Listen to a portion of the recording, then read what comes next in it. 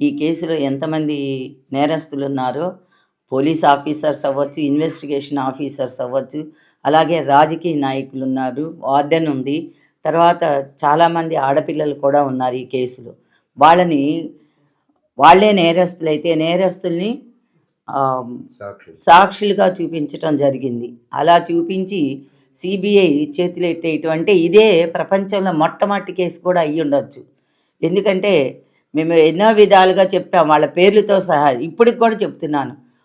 Hostel warden కోనేరు పద్మ, అలాగే ఆమె భర్త అయినంపూడి శివరామకృష్ణ, కోనేరు సతీష్, కోనేరు సురేష్, అబ్బూరు గణేష్, చింతా పవన్, రాజేష్. అయితే ఇందులో చింతా పవన్ అనే అతను హైదరాబాదు హోటల్లో ఉండి అతను 10 రోజులు చనిపోతే కూడా పురుగులు పడిపోవటం జరిగింది. అతన్ని పరిటాల 10 రోజుల తర్వాత పరిటాలు తీసుకొచ్చి దహనం చేశారు. అంటే భగవంతుడు అనేవాడు ఉన్నాడని ఇక్కడ నిరూపణ జరుగుతుంది.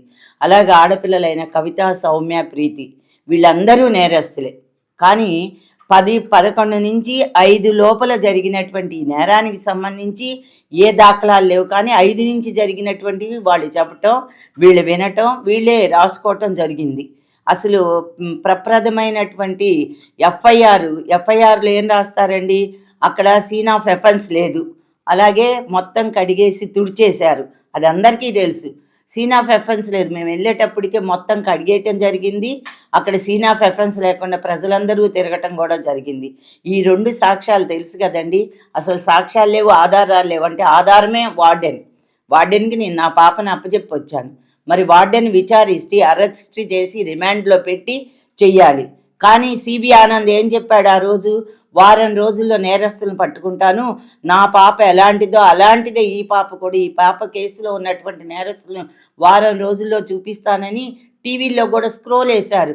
అబ్బూరి గణేష్, చింతా పవన్ అని స్క్రోల్ ఎత్తేయటం కూడా టీవీ 9లోనే నేను చూశాను. అలాంటిది ఎత్తేసేయటం జరిగింది. ఆ తర్వాత అసలు ఏమైందో తెలియదు. తర్వాత మొత్తం మాఫీ చేసేశారు. అలాగే ఇంకొకటి ఏంటంటే క్లూస్ టీం వచ్చి కూడా మాకు చెప్పటం జరిగింది. ఏమని అంటే అక్కడంతా కడిగేశారు, ఫింగర్ ప్రింట్స్ లేవు, మేము వెళ్ళేటప్పటికి ఏ లెటరు లేదు, సీన్ ఆఫ్ ఎఫెన్స్ లేదని వాళ్ళ క్లూస్ టీము వాళ్ళ ఆధారాల్లో తెలపటం జరిగింది.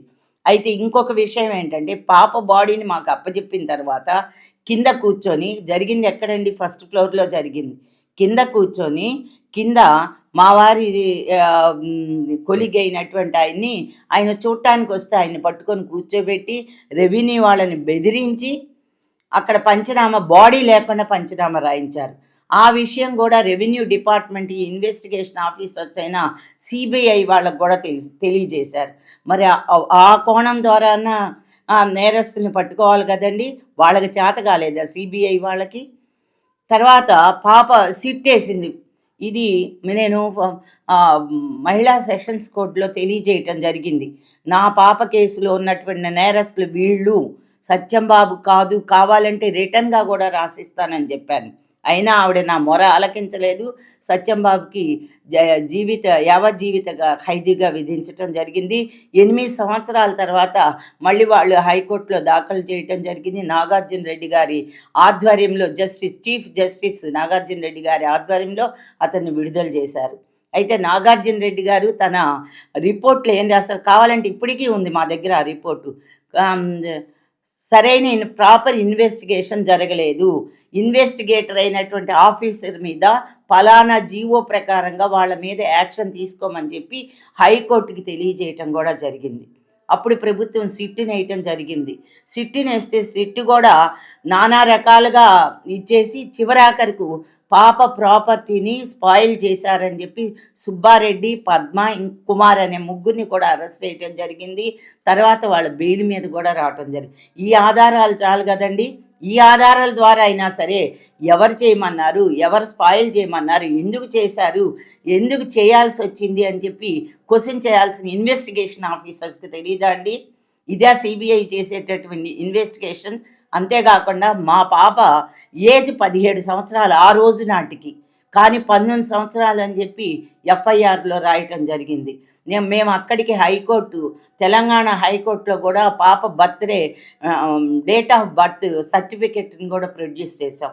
పోనీ దాని ద్వారా అయినా, ఎందుకంటే అక్కడ పాప మైనర్, ఇక్కడ మేజర్గా చూపించారు. ఎంత దారుణం చెప్పండి. అదే కాకుండా ఇంకా ఇన్వెస్టిగేషన్ చెయ్యాలి అనుకుంటే వీళ్ళందరినీ కూడా ఆఫీసర్స్ అందరిని కూడా నీ నా అనేది ఉండకూడదు. చట్టం ముందు అందరూ సమానమే అంటారు. ఇక్కడ ఆఫీసర్స్ వాళ్ళు ఒకటి కాబట్టి ఆఫీసర్స్‌ని ఎక్కడ ఇన్వెస్టిగేషన్ చేయాల్సొస్తదని వాళ్ళని సీబీఐ వాళ్ళు తప్పించారు. ఇంకొక నిజమైన విషయం చెప్తాను. మా ఇద్దరిని తీసుకెళ్ళి సీబీఐ వాళ్ళు అక్కడ కోర్టు కాదు అది సీబీఐ హాస్పిటల్‌కి తీసుకెళ్ళి డీఎన్ఏ టెస్ట్ చేశారండి.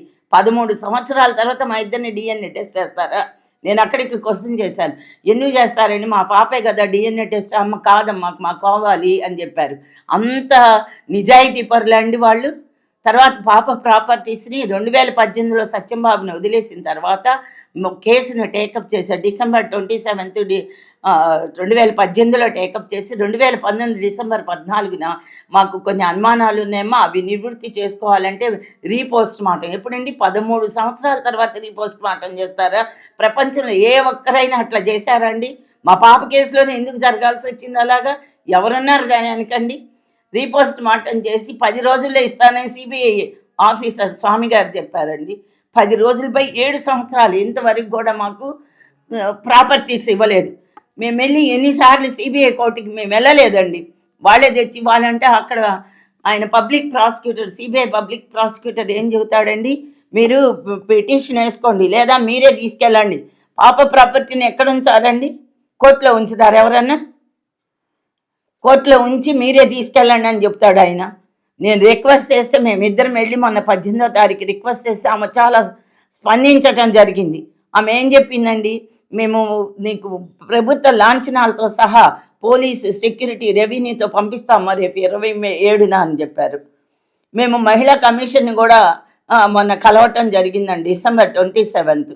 ఆమె కూడా స్పందించి నేను సీఎం గారి దగ్గర అపాయింట్మెంట్ తీసుకుంటా అన్నారు. అసలు ఈ కేసు మొత్తంలో ఎంతమంది రాజకీయ నాయకులు మాతో వచ్చారండి? అప్పుడు మహిళా కమిషన్ చైర్మన్ అయిన ననపనేని రాజకుమారి, రోజా, ఆమె ఎవరు అనురాధ, ఇప్పుడు ఎమ్మెల్సీగా చేస్తుంది అనురాధ, తర్వాత దేవినేని ఉమా, గద్దె రామ్మోహన్, వీళ్ళందరి మీటింగ్లు ఏర్పాటు చేసి మీ పాపకు న్యాయం చేస్తా అన్నారు.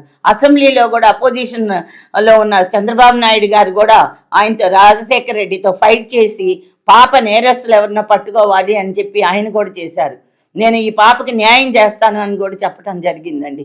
ఇన్ని ఎవరి కోసం జరిగిందో చెప్పండి. దీని వెనక ఎవరున్నారు?